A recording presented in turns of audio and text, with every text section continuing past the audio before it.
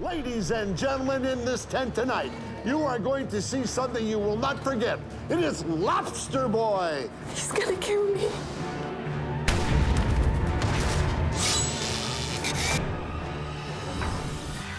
It's a muggy night in Central Florida.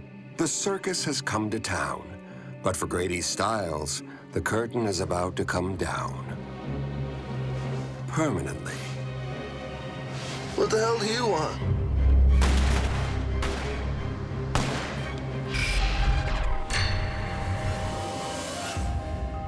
Rick, check this out. The claws. You're looking at his claws. Oh, don't worry, it's okay to stare. Everyone did. Just when you think you've seen it all. Welcome to the freak show. Good evening, ladies and gentlemen. Thank you for coming to see me. I am Lobster Boy.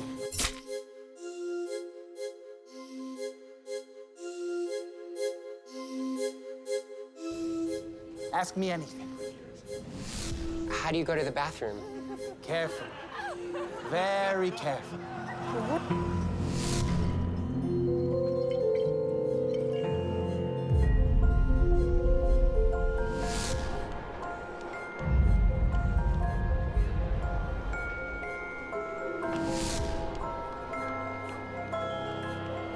The police go through their list of possible killers one at a time.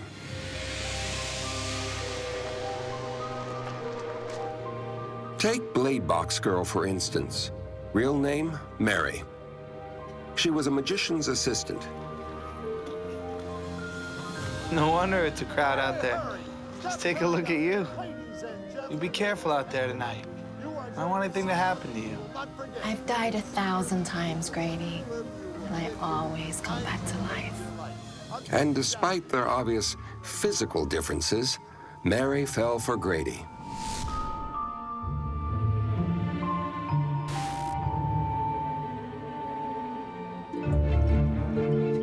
You didn't get better than me? You're pathetic, Grady. Just a two-bit showgirl. I'm Grady Stiles. I'm the Lobster Boy. People pay to see me. No one pays to Had see you. enough alcohol for one night. Drunken abuse and cruelty? People have killed for much less. But Merritt was not the only sideshow character who had a motive to bring the curtain down on Lobster Boy. I am the biggest little talent the world has ever known, Midget Man.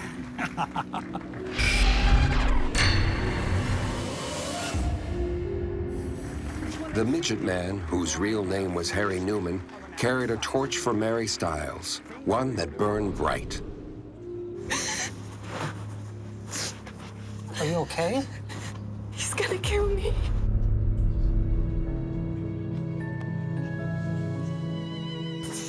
Harry even offered Mary a place to stay when things got too rough with Grady, something the Lobster Boy did not like. And then there's Gorilla Girl.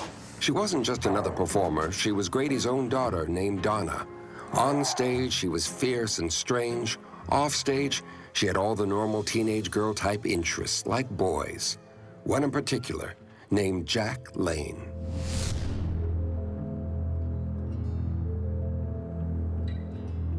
You don't even know Jack. He's nice, and he treats me good, and we're getting married. Married? Wow. That's great. You're my daughter. I just want you to be happy. But can I at least meet the boy? You want to meet him? Yes. If you're happy, I'm happy. I just want to meet him. Good evening, Mr. Stiles. Don't just stand there like an idiot. Come in. The hell do you want with my daughter? You see, the thing is, sir, is I love Donna.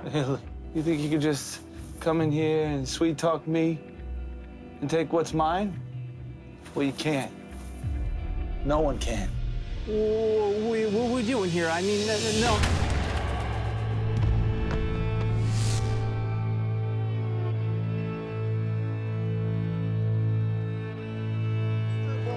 Using every showman trick he possessed, Lobster Boy somehow convinced a judge to give him probation. Now that may have been the most powerful performance of Lobster Boy's career. Yeah, a lot of people hated him.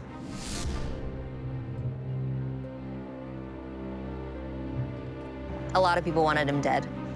Even you? Yeah, I guess you could say I had a motive, but I didn't kill him.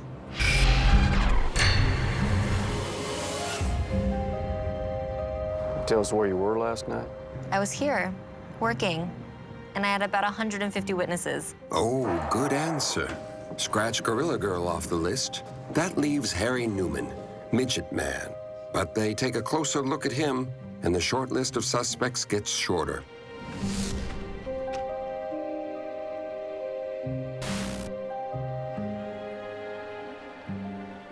Should have happened a long time ago, if you ask me. Grady was a drunk. He was a nasty drunk. Sure, he could be charming, but when he drank, he was horrible. Can you tell me where you were when Grady was shot? I was out, in town.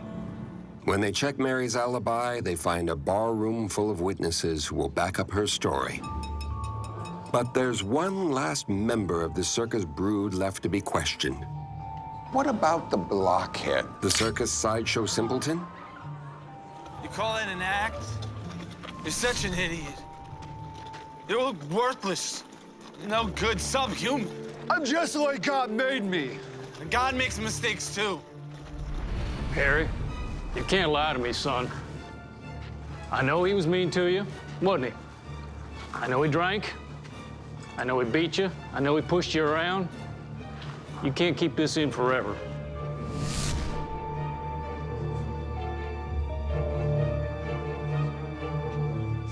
He admitted that he had a hand in killing Lobster Boy, but he wasn't alone. His partner in crime? Grady's wife, Mary, the blade box girl. Blockhead says Mary gave him $1,500 to hire a hitman. The blockhead hired the nearest carnival worker, a guy named Chris Wyant, to pull the trigger. He was sentenced to 27 years. The cops rounded up Mary, who got 12 years. And then there's the blockhead, who lived up to his name. He refused a plea deal that would have had him out of prison in 12 years. Instead, he went to trial, was convicted, and sentenced to life in prison.